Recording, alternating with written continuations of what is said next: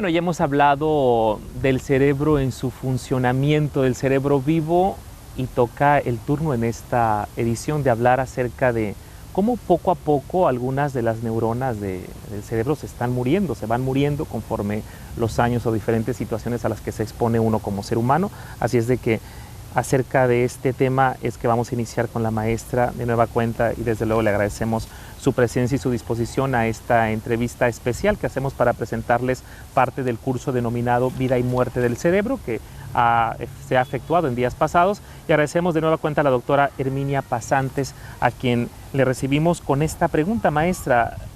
No propiamente muerte del cerebro, sino que las neuronas poco a poco van muriendo. No necesariamente poco a poco, pueden morir muchísimas en un determinado momento, por ejemplo, cuando hay un traumatismo en el cráneo, un golpe muy fuerte en la cabeza, el cerebro se hincha, le entra agua al cerebro, a las células del cerebro, entonces el cerebro se hincha, choca contra el cráneo rígido y se rompen los vasitos que están envolviendo al cerebro y que son los que alimentan las neuronas. Entonces, en el momento en que esos vasos se rompen, viene muerte por falta de oxígeno.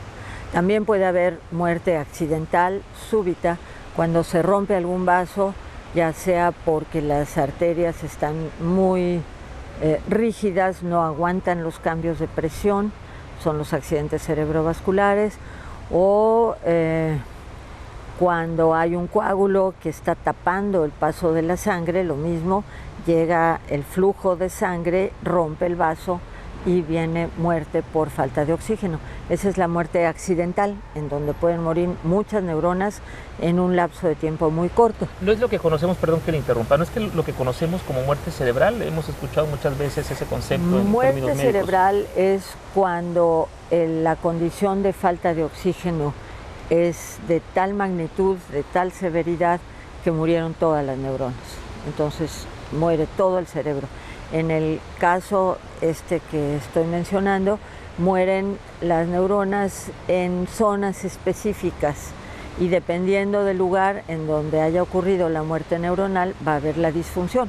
Si se perturba el lenguaje o se perturba el movimiento, dependiendo de la zona en donde haya habido muerte neuronal. La muerte cerebral es todas las neuronas ya murieron y entonces ya no hay capacidad de recuperación.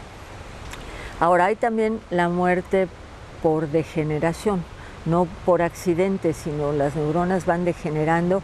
En la mayor parte de los casos en algunos sabemos por qué mueren las neuronas, pero no sabemos cómo prevenirlo.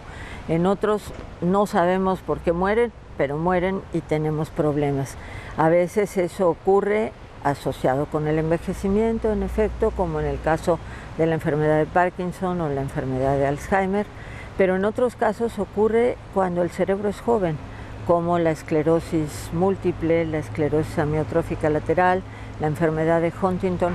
Ahí hay degeneración, muerte de las neuronas en diferentes zonas del cerebro, y no sabemos por qué se están muriendo. En el caso de la esclerosis múltiple sí sabemos, pero en el caso de las otras patologías no sabemos por qué se está produciendo la muerte, y pues eso trae una disfunción importante. Puede quedar la persona esencialmente cuadripléjica, por ejemplo, como es el caso del físico Hawkins. El cerebro permanece perfectamente apto, pero todo lo que pasa entre el cuello para abajo queda muerto en términos de neuronas y de transmisión nerviosa. Entonces es una situación pues muy patética, porque la persona tiene su inteligencia normal, a veces brillantísima, como en el caso de este astrónomo, y el resto de su cuerpo está muerto. Entonces, esto es cuando el cerebro muere joven, digamos, pero en asociación con patologías que tienen que ver con el envejecimiento, pues sabemos,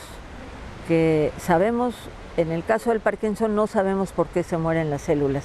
En el caso de la enfermedad de Alzheimer sí sabemos por qué se mueren las células, pero no sabemos qué hacer para evitar la muerte. ¿Se puede medicar el cerebro? Sí, por supuesto, afortunadamente. Para las enfermedades neurodegenerativas hay problemas. Para las otras, para las alteraciones conductuales, la depresión, el autismo, la esquizofrenia, ahí la ansiedad, ahí sí se puede tener una intervención farmacológica que cambia la vida de las personas verdaderamente. No hay que temer, pues, como digo, a la visita del médico especialista, que en ese caso es el psiquiatra. El neurólogo es para cuando se mueren las neuronas, el psiquiatra es para cuando hay estas alteraciones de conducta y existe una batería de productos farmacéuticos que pueden ayudar a controlar y en ocasiones a resolver este tipo de problemas. A manera de terapia, maestra, ¿existe también algún tipo de terapia recomendada o avalada de cierta manera? La psicoterapia yo creo que es muy útil en algunos momentos. En realidad lo ideal es que haya una colaboración estrecha entre el psicólogo y el psiquiatra para una atención más integral de este tipo de alteraciones de conducta. Estamos hablando del primer tipo de patologías a la que nos hemos referido. Para las de muerte neuronal simplemente es el neurólogo y sí puede haber algún tratamiento terapéutico en el caso de la esclerosis múltiple, por ejemplo, que ayude.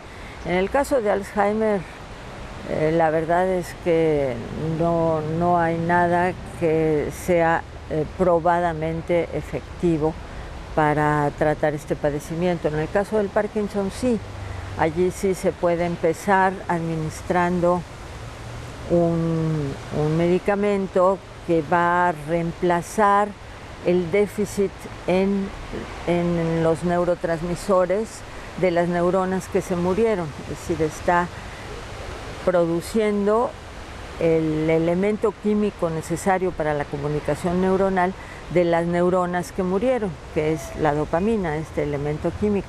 Entonces ahí hay esta posibilidad de controlar la enfermedad, pero desafortunadamente tiene un curso de degeneración fatal y muy claro, y pues finalmente las personas sí tienen una condición invalidante. ¿Hay otras patologías que podríamos hablar del cerebro? Podemos hablar de la epilepsia, por ejemplo, que es un desequilibrio entre las neuronas que están manteniendo un estado de control inhibitorio y las neuronas que a través de sus neurotransmisores están generando un estado de activación, de excitabilidad en el cerebro. Entonces, cuando este equilibrio que está muy regulado, que está muy delicadamente y precisamente controlado, cuando este equilibrio se rompe, aparece el problema de la epilepsia. Puede ser una epilepsia focal en una parte del cerebro, puede ser una epilepsia más generalizada en la parte de la corteza motora, pero en ese caso también existe una gran variedad de antiepilépticos que mantienen el estado bajo control. Aunque puede considerarse que no hay cura, sí se puede mantener perfectamente controlado este padecimiento. ¿Los mexicanos realmente atendemos o nos preocupamos por el cerebro? Pues más nos vale, ¿no? Porque el cerebro es responsable de todo, lo que hacemos, lo que sentimos, lo que controla, digamos, prácticamente todas las funciones del cuerpo. Otros órganos pueden ser un poco más fáciles de curar porque se conoce más de ellos, por ejemplo, del riñón, del corazón, se conoce más, pero del cerebro, como conocemos menos, pues sí es más difícil, digamos, que acceder a condiciones que permitan una vida de calidad. Estamos hablando, por ejemplo, de la enfermedad de Alzheimer o de la enfermedad de Parkinson. Nuestro desconocimiento hace que la gente sufra de esas enfermedades y no hay manera de parar su evolución. Ya por último, maestra, estamos aquí lógicamente en un campus universitario, jóvenes de diferentes disciplinas, diferentes áreas del saber. ¿Tiene alguna incidencia o alguna relación el cerebro, digamos, con la gente que se inclina más por las ciencias sociales, por las artes o digamos también por las áreas experimentales? Al momento de elegir una carrera, por así decirlo. Eso es difícil de responder. En relación con el arte, sí se piensa que los artistas tienen un cerebro distinto al de nosotros. Y, por ejemplo, puedo referir un libro que estuvo muy de moda cuando yo era joven, claro, hace muchísimos años, pero sigue teniendo validez, que es el libro de Huxley, de Aldous Huxley, que se llama Las puertas de la percepción. En ese libro él hablaba de lo que se experimenta con las drogas alucinógenas. Entonces, tanto ese libro como las manifestaciones de los usuarios de estas drogas indican que bajo el influjo de estos compuestos, que sabemos muy bien cómo trabajan, cuál es el mecanismo molecular por el que tienen su efecto, entonces se tiene una percepción de la realidad completamente distinta. Los sonidos son más ricos, las texturas más profundas, los colores más vivos. Todo eso simplemente porque se está afectando una zona del cerebro que maneja a un neurotransmisor que es la serotonina. Entonces podemos pensar que los artistas tienen esos circuitos que todavía no están precisamente ubicados, pero esos mecanismos químicos posiblemente sí. Los tienen distintos, es como si vivieran en un estado tal vez de percepción alterada. Y entonces ellos ven la realidad de otro modo y la expresan entonces según su propia concepción cerebral.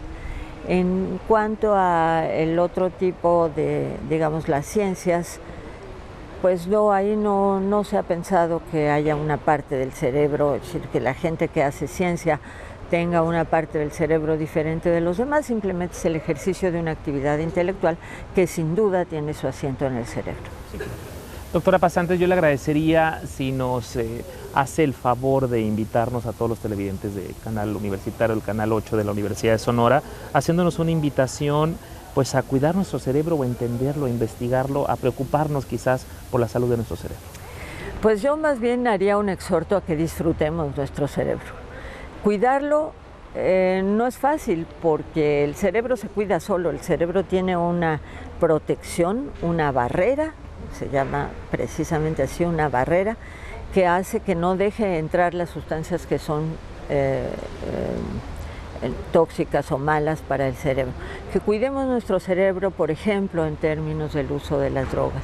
Si las drogas tienen efectos muy interesantes, muy placenteros, pero vuelven a las personas esclavos, porque el cerebro con esa plasticidad se acostumbra a estar recibiendo algo que le está funcionando mejor que sus propios elementos químicos.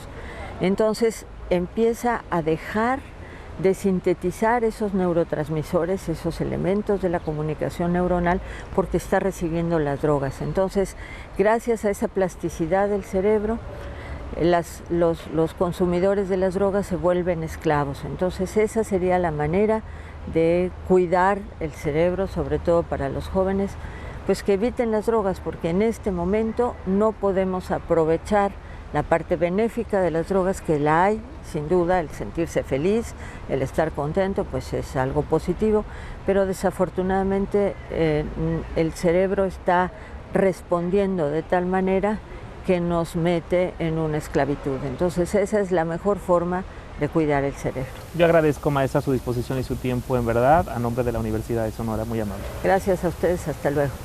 Nos vemos en la próxima emisión, recuerden, y les invitamos desde luego a seguir en la sintonía del Canal 8, el canal universitario. Muchas gracias.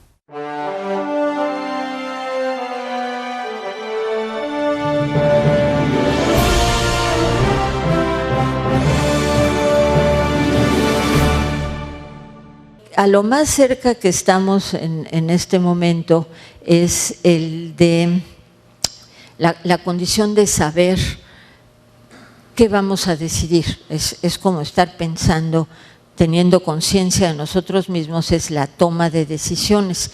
Este investigador es un colega mío de mi laboratorio que nació aquí en Ures, Sonora, y que es uno de los científicos más distinguidos de este país.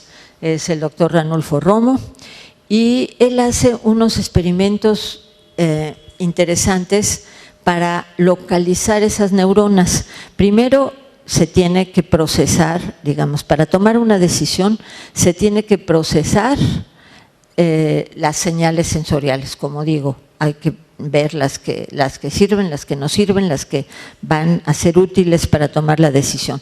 Luego, evaluar la información que viene de la información sensorial, integrar la información y elaborar el concepto y luego tomar la decisión. Eso nosotros ni cuenta nos damos, tomamos las decisiones pues de manera muy ligera. En algún caso, no digo que nos tenemos que sentar cada semana o cada 2 meses a pensar bien qué decisión vamos a tomar, pero son todas las que hacemos todos los días de manera muy ligera. Entonces, los experimentos que hace el doctor Romo es que tiene un mono entrenado.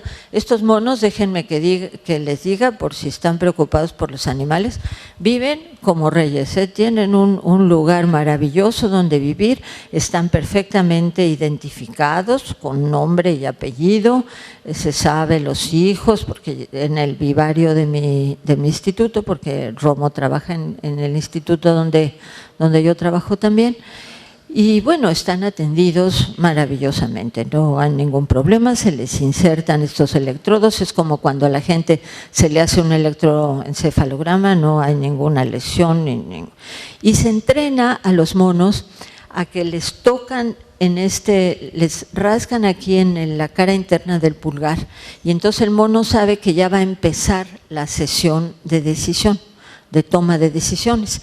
Entonces está en un aparato, en un setup que le dicen, y está ya pensando que como ya le rascaron aquí, va a tener que hacer algo que ya sabe más o menos qué es para obtener una recompensa, que normalmente es comida. Entonces se enciende una luz en el momento en que va a comenzar ya el experimento, y el mono debe apretar un botón o un botón diferente para recibir la recompensa. Entonces, lo que hace el doctor Romo y sus colaboradores son registros muy complejos. Todos sus colaboradores son ingenieros, porque los médicos y los biólogos pues no, ni de chiste entienden toda la elaboración cibernética que hay que hacer para identificar estas neuronas. Entonces, primero descartan las neuronas que se activaron cuando el mono sintió la rascada en el dedo, esas hay que identificarlas, no les importan. Luego tienen que descartar también, identificar y descartar las neuronas que se activaron cuando se encendió la luz, desde la parte de la retina, la corteza visual. Entonces, esas neuronas tampoco son importantes para el experimento. Tienen que descartar las neuronas del movimiento, cuando el mono movió el brazo para picar un botón o el otro. Y se quedan con las neuronas que se activaron cuando el mono pensó qué voy a hacer. Esas neuronas, que son las neuronas de la toma de decisión, son las que les interesan. Y esa toma de decisión pues es una aproximación a la conciencia. Es decir, yo tomo una decisión porque conozco mi cerebro, conozco mi entorno, me estoy conociendo pues, y estoy respondiendo en consecuencia. Entonces, esos experimentos son muy interesantes. Finalmente, vamos a dedicar 3 minutos no más o 4 a hablar un poco de la creatividad.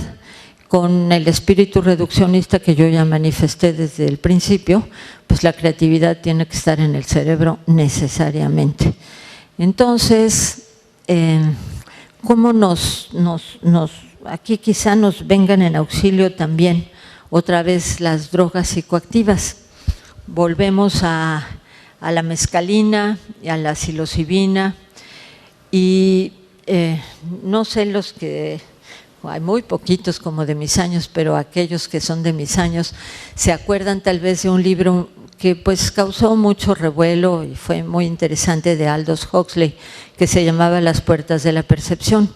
Entonces, en ese libro él relataba sus experiencias y supongo que recogía también las de otras personas sobre lo que sucedía con este tipo de drogas alucinógenas, que son bloqueadores de los receptores de la serotonina. Ojo, ¿se acuerdan que los antidepresivos son a los transportadores de la serotonina? Estos son a los receptores, o sea, van directamente en la cerradura que permite la comunicación. Entonces, él decía que bajo el influjo de estas drogas había un cambio en la percepción sensorial, los colores eran más vivos, los sonidos más profundos, las texturas más densas, es decir, que había un cambio completo en la percepción sensorial bajo el influjo de estas drogas. Entonces uno puede pensar que los artistas pueden tener alguna alteración, suena horrible, pero bueno, es interesante también, pueden tener una alteración en los receptores a la serotonina de ciertas áreas del cerebro que les hacen ver un mundo diferente, completamente diferente al nuestro, y que ese mundo es el que ellos plasman en sus obras de arte. Ahora, otro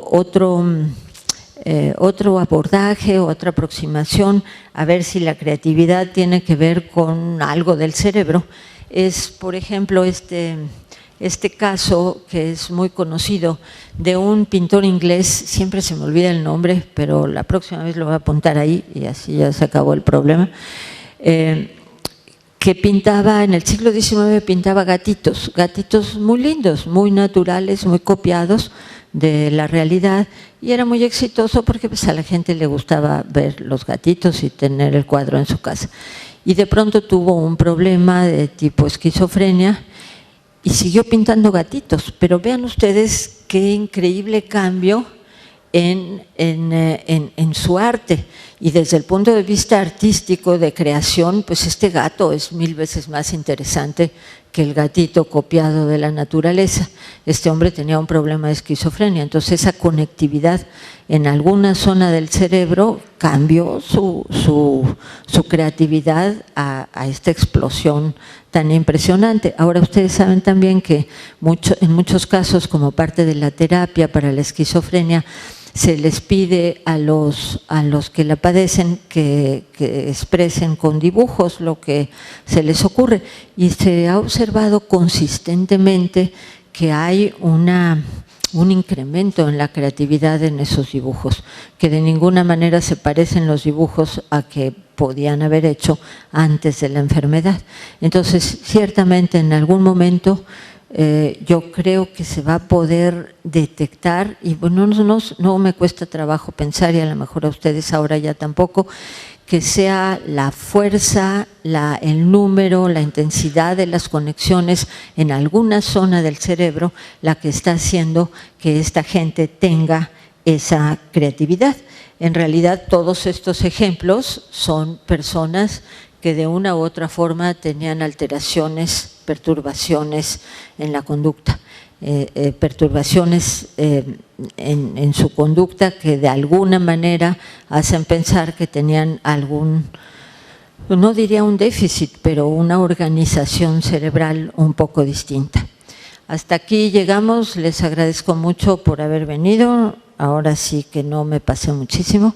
Algo me pasa en Hermosillo porque me siento maravillosamente bien, entonces a lo mejor ya me mudo para acá para no estar cansada ni nada, me siento espléndidamente. Bueno, lista para cualquier pregunta y para cualquier otra cosa que tengamos que hacer en relación con el curso. Gracias.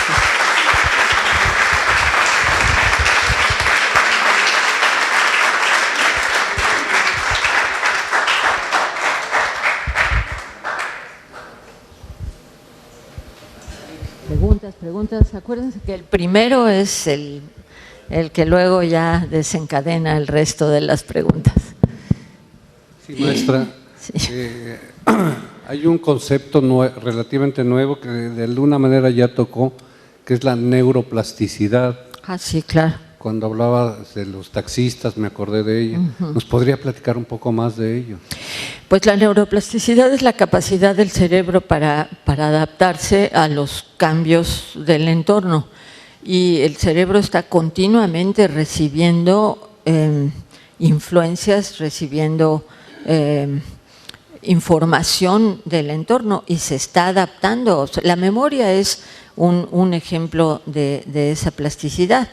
Otra es la que referíamos en relación con la adicción y la tolerancia de las drogas. Se adapta a lo que está recibiendo, es lo que permite aprender.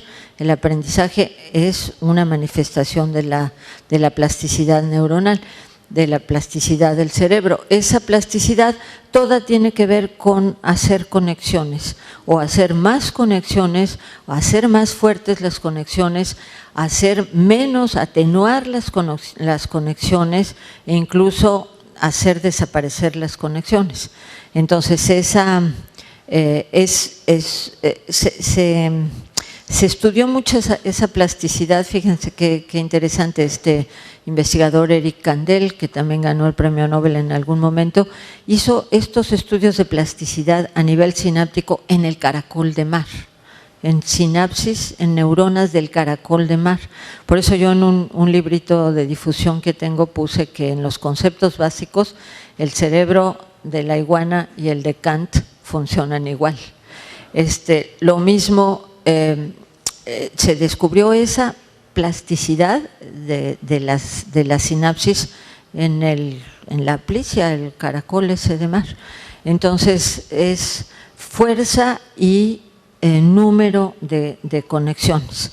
A veces aparecen más receptores. Por ejemplo, hay un padecimiento que es en la conexión neuromuscular que se llama miastenia grave. Esa miastenia es un defecto en la, ya no me acuerdo ahorita muy bien, pero creo que es un defecto en la acetilcolina, ciertamente. A ver, auxilio, ¿qué es lo que pasa en la miastenia? ¿Se libera menos acetilcolina? También, ok. En contra de los receptores musculares de acetilcolina. Ah, correcto. La conexión entre la unión neuromuscular entre el nervio y el músculo es defectuosa porque los receptores se ocupan rápidamente y el músculo se cansa rápidamente. Correcto. Trabaja bien el músculo y de repente deja de trabajar porque ya se saturaron todos sus receptores, descansa, que se liberen los receptores para volver a utilizarla. Pero por otro lado, una respuesta del organismo que se puede reproducir en los animales. Si en un animal nosotros debilitamos la conexión neuromuscular poniendo, por ejemplo, un inhibidor del receptor a la acetilcolina, responde el músculo, pero en realidad es la conexión entre el nervio y el músculo, sintetizando más receptores, poniendo más receptores, porque dice, bueno, ¿qué está pasando? Algo no está trabajando bien, a lo mejor tengo pocos receptores, entonces empieza a hacer más receptores. Entonces ese es un ejemplo de plasticidad. Hay muchísimos ejemplos de plasticidad en donde el cerebro no entiende bien qué está pasando, pero hace algo, liberar más neurotransmisor, por ejemplo con la reserpina, que es un fármaco que impide que el neurotransmisor se meta a las vesículas sinápticas.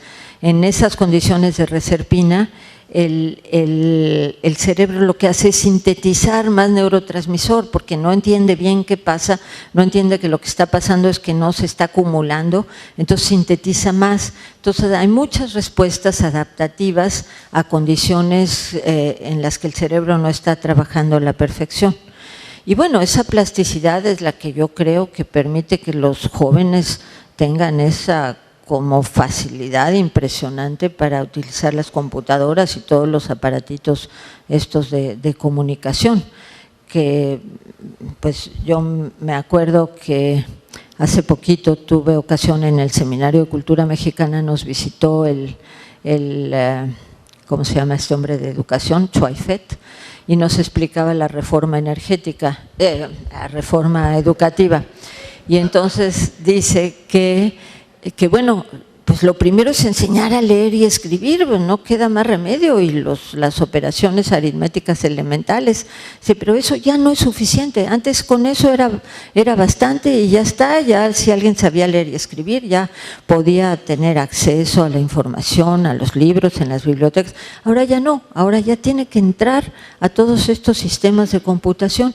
Y lo peor de todo es que los maestros, que no todos tienen 20 años, sino más bien al contrario, esos hombres va a ser mucho más difícil enseñarles para que puedan enseñarle a los estudiantes. Entonces es un reto mucho mayor, pero el hecho de que los jóvenes hayan aprendido mucho más que los viejos, y eso es una realidad. Otra vez la curva de distribución, no digo que haya un viejito que sea genio para las computadoras, pero en general la curva de distribución muestra que los jóvenes tienen una facilidad, pues vamos a decir, innata, aunque no nos podamos explicar qué quiere decir, como que a los 4 o los 5 años ya saben qué hacer con las computadoras. Y el abuelo de 60, pues le tiene que pedir al nieto de 6 que le resuelva el problema de la computadora. Eso es un ejemplo de la plasticidad del cerebro. Sí. Sí. Nomás, este último se me hace un tema muy interesante, la verdad, porque, por ejemplo, los genios estos del Silicon Valley en Estados Unidos, Más o menos oigo, es que yo tengo un déficit auditivo. Fuerte, muy bien. Sí, ese último tema se me hace muy interesante porque siento que hay una discusión muy interesante sobre eso. Porque los genios de la computación de Silicon Valley están construyendo escuelas especiales para sus hijos, porque los quieren alejar de la pantalla hasta más o menos los 8 años. Porque dicen que lo que se aprende sin pantalla ya después no se adquiere. Por ejemplo, lógica, verbalización, socialización, toda una serie de habilidades que no se aprenden pues, con la computadora. Es cierto que se aprenden muchas cosas, pero también se destruye la posibilidad pues, de aprender. Por eso digo, yo la verdad no soy especialista, porque me he ocupado de educación. Pero esta discusión en sí se me hace muy interesante, ¿no? Sí, no. Claro. Pero se pierden otras cosas. Es muy claro, bueno, pues todos hemos tenido la experiencia de que yo invito a desayunar a mis nietos y sacan su cosita esa y le digo, bueno, invítalo a ese, ponle el speaker ese para que también entre aquí al desayuno, porque pues venimos a desayunar los 3, pero pues ahora ya somos 5 o 6, pues que entren también y platiquen conmigo, ¿no? Entonces la socialización está experimentando pues un cambio verdaderamente dramático. La gente prefiere estar con el ajeno, con el que está lejos, a que con que está cerca. Por ejemplo, el sistema de los mensajes, de los mensajes por teléfono, la gente prefiere mensajear que hablar. Eso es verdaderamente aterrador desde mi punto de vista, pero es una realidad. Y luego yo discutía con mi nieto que quiso hacer un trabajo sobre eso, sobre una cosa que se llama los emoticones, que son los signitos esos de las emociones. Dice, pues es que es la única manera de transmitir la emoción, porque cuando tú estás hablando con una persona, bueno, hay el lenguaje gestual, se da uno muy bien cuenta de lo que está sintiendo la persona con la que está hablando. Todavía cuando habla por teléfono o cuando habla con estos teléfonos, pues se escucha la voz y lo mismo, tiene sí, ¿cómo se llama? Nuances, bueno, sí, se da uno cuenta de lo que está sintiendo la persona, pero en el mensaje no, entonces hay que poner la carita, la lagrimita, en fin. Entonces, estamos cambiando de lenguaje. Ahora, lo que no sé y estoy tratando de pensar es si eso va a impedir que se aprendan otras cosas. ¿Es un impedimento o es una falta de interés? Eso no lo sé. Es decir, ¿se va a impedir que la gente practique la lógica? ¿Se va a impedir que la gente tenga actitudes sociales especiales o simplemente ya no les va a interesar? Ahora es también muy importante eso que usted menciona, volviendo a este caso de la evolución, cuando estamos hablando de que los niños y los jovencitos conocen muy bien del cómputo, pero eso es en ciertas sociedades, en las sociedades y en ciertos, digamos, en un mismo país. Pero, por ejemplo, en la gran mayoría de los habitantes de África, por ejemplo, esto no va a ocurrir. Y entonces la brecha, digamos, tecnológica entre unos países y otros, la brecha tecnológica entre los distintos segmentos sociales de un país, si nosotros pensamos, por ejemplo, pues aquí tienen comunidades indígenas que a lo mejor no les interesa o no tienen acceso a ese tipo de comunicación. Entonces se va a hacer una separación muy clara entre las distintas sociedades y eso pues siempre es malo, según yo creo. Es que, bueno, buenas tardes. No sé si ya lo había comentado en en otro día que no me tocó pues participar aquí en esta conferencia. Es que a mí me interesa saber cómo funcionan los neurotransmisores en lo que es, por ejemplo, la depresión. ¿Cómo funcionan los neurotransmisores en la depresión? Pues está funcionando, yo no, es posible que se sepa, pero yo no lo sé a ese detalle. Sí, lo que sabemos, vamos a ponerlo así, es que un antidepresivo que corrige la depresión es un bloqueador de los transportadores de al menos sobre todo dos neurotransmisores, que son la dopamina y la norepinefrina. Entonces, si sabemos que un fármaco que tiene esa acción cura la depresión, o sea, desaparece la depresión, pues podemos fácilmente concluir que el déficit está en un correcto funcionamiento de las neuronas que utilizan esos neurotransmisores.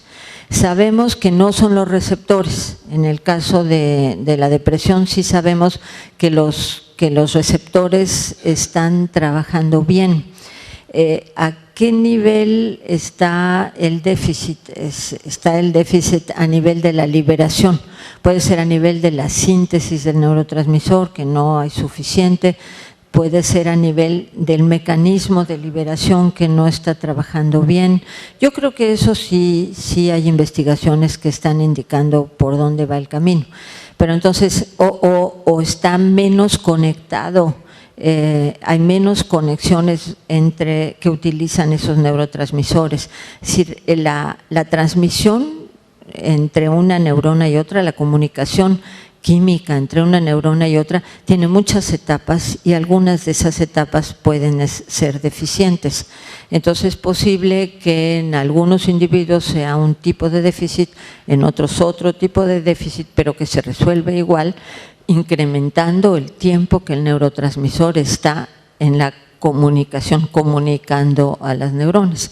Lo que sí sabemos es que son esos neurotransmisores, que es la zona del circuito mesolímbico cortical y que no son los receptores. Los receptores no están bloqueados. Entonces puede ser alguna otra de las distintas etapas que concluyen finalmente en una transmisión exitosa. Buenas noches, doctora. Soy Francisco Franco, le platiqué una clínica de neurofeedback, hacemos mucho entrenamiento cerebral. Usamos mucho la plasticidad que comentaba Fernando y hemos tenido muchos avances muy interesantes, sobre todo en déficit de atención.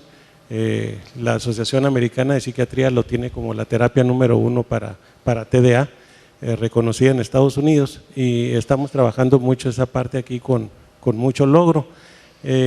Mi pregunta va más por el lado de la sinapsis, esta facilitación sináptica que a veces se da más de manera eléctrica y a veces más de manera bioquímica, ¿no? Es decir, estimulando actividad más eléctrica o a veces por efectos de estimulación química a través de fármacos.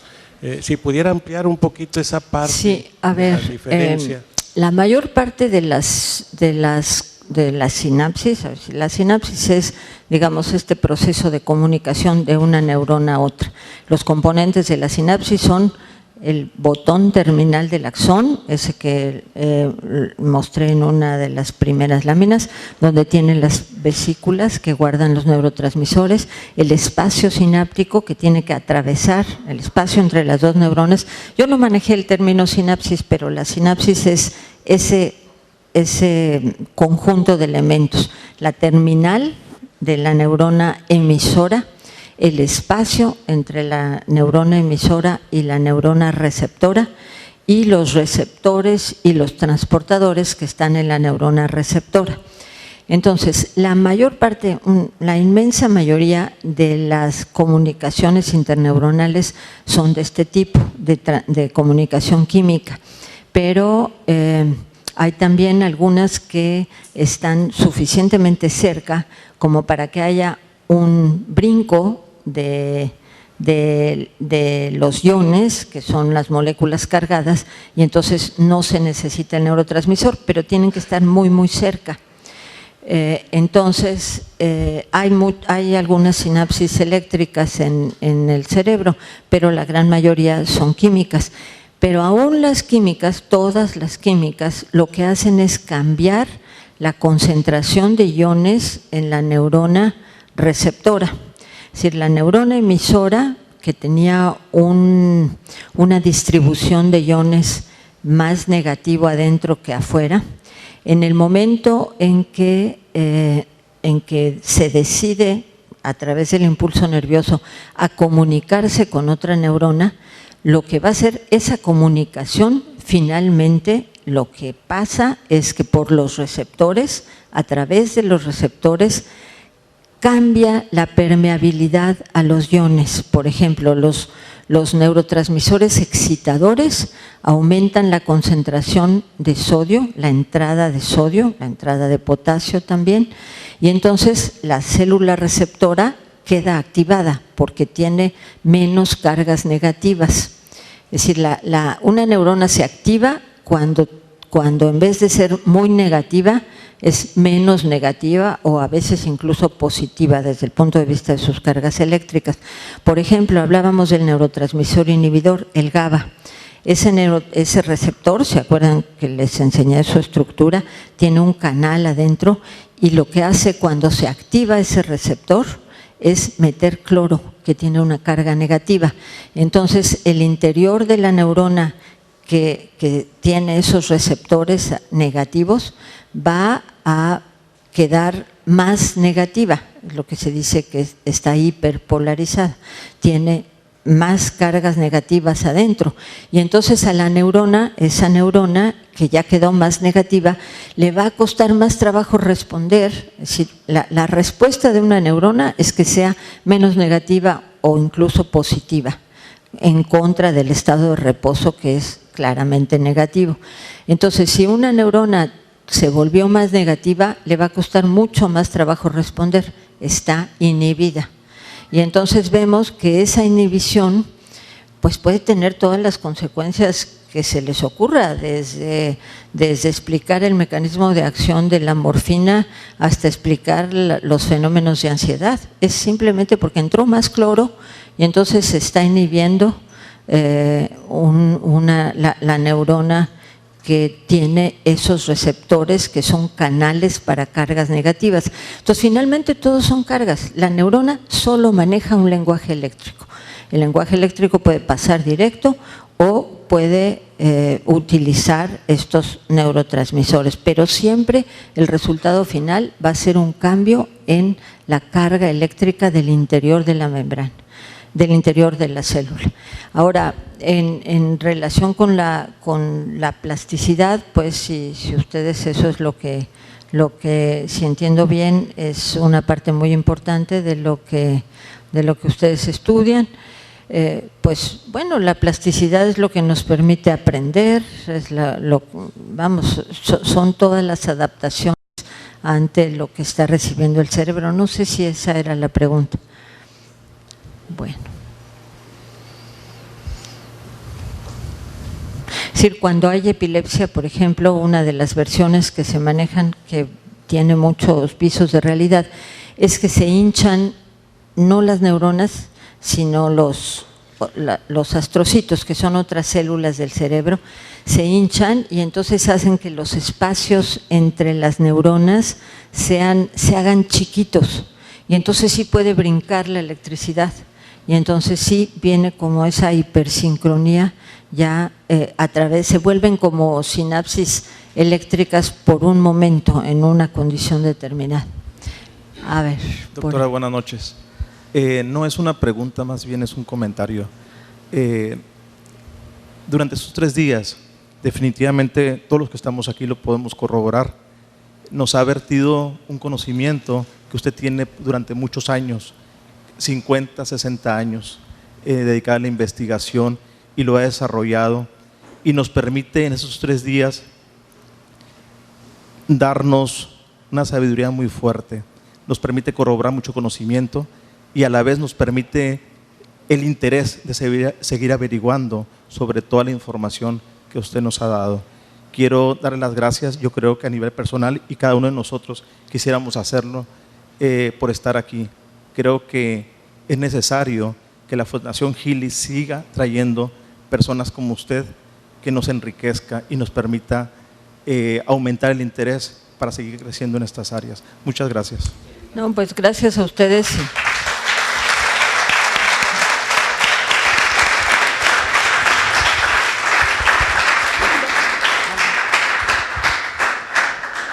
Sí, buenas noches, doctora. Ayer que platicaba, y creo que también hoy tocó el tema de la plasticidad del cerebro. ¿Qué tanta investigación hay o qué tantas bases fuertes que se han desarrollado con respecto a las ahora que está pululando mucho las drogas inteligentes, las que potencian en el organismo, no tanto a nivel de los alucinógenos, sino que hablábamos ahorita, sino a nivel de potenciar estados de mejor memoria, mejor rendimiento, que se han estado comercializando recientemente? ¿Hay algún estudio científico que la soporte como tal? Pues sí hay muchos estudios tratando de incrementar la memoria y también al mismo tiempo, digamos, de evitar las pérdidas de memoria. Y de la inteligencia también. Yo les contaba, si no me acuerdo mal, los estudios esos del superratón. Este superratón es bueno, no es uno, son ratones tratados con un fármaco que va a incrementar la actividad de los receptores al ácido glutámico. El ácido glutámico es el neurotransmisor excitador más importante del cerebro, pero participa en muchos tipos de funciones y de patologías. Es un compuesto muy, muy interesante. Entonces, manipulando ese receptor farmacológicamente, se consiguió que esos ratones que recibieron ese tipo de tratamiento resolvieran significativamente pruebas de laberinto mucho más rápido que los demás. Entonces, esas investigaciones existen, pero están siendo limitadas en cierto modo por una condición ética, digamos. Los institutos que proporcionan el dinero para este tipo de estudios están renuentes a hacerlo porque da miedo pensar que en algún momento se produzca un supercerebro en el humano manipulado farmacológicamente. Una cosa es que estén los supercerebros de la gente que ya nació así, pero otra cosa es que se pueda manipular. Es decir, las consecuencias éticas de una manipulación de esta naturaleza son inimaginables, ¿no? Porque una vez que ya tengamos los mecanismos para incrementar la inteligencia, pues va a estar la tentación de los mecanismos para reducir la inteligencia, y entonces vamos a estar otra vez en el mundo de Aldous Huxley, en el que se llamaba el mundo ideal, o cómo se llamaba, el mundo feliz, el mundo feliz en donde están los inteligentes que controlan a toda la masa.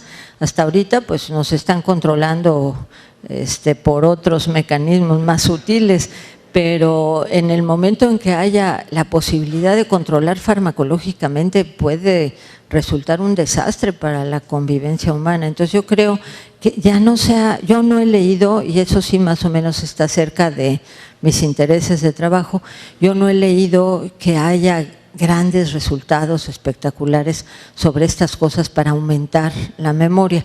Ahora, todo lo que se dice que la comida y que el propio ácido glutámico tomado va a aumentar la memoria, eso sí no es cierto. No hay alimento ninguno que nos haga más inteligentes o más con mayor memoria. Lo que sí se puede hacer es ejercitar la memoria.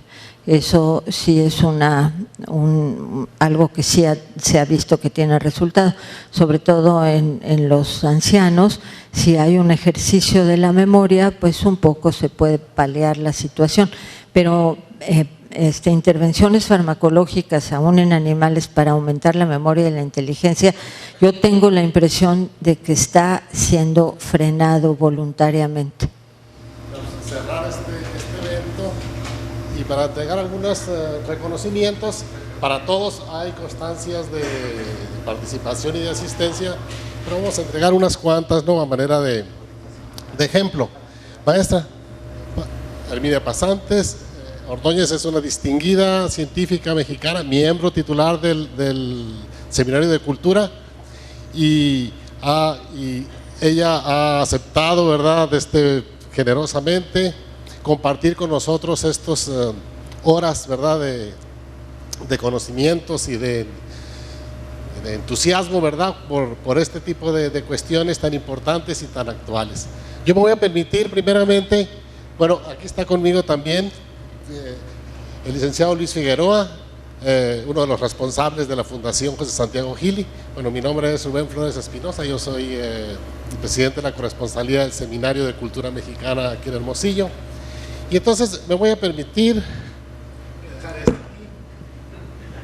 Le voy a entregar a la maestra este reconocimiento por su aportación y por su generosidad.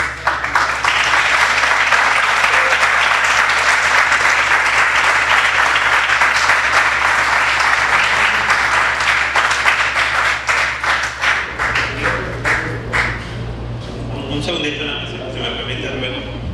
Bueno, muchísimas gracias por acompañarnos. Quiero nada más hacer una indicación o un comentario, muchos de ustedes seguramente ya lo conocen, pero pueden acceder al portal de Fundación Gili, www.fundaciongili.org. Este es un evento que hacemos en alianza con el Seminario de Cultura y está el INCATUR, está el gobierno municipal, estamos nosotros, no es un esfuerzo en solitario. En la página tenemos un menú y uno de los programas, que es el de Arte y Cultura, contempla el programa del Seminario de Cultura Mexicana. Queremos aprovechar para invitarlos a una nueva plática este viernes, en punto de las 7:30 de la tarde, en el auditorio del Centro de las Artes. El tema es la narrativa de la Sierra de Sonora.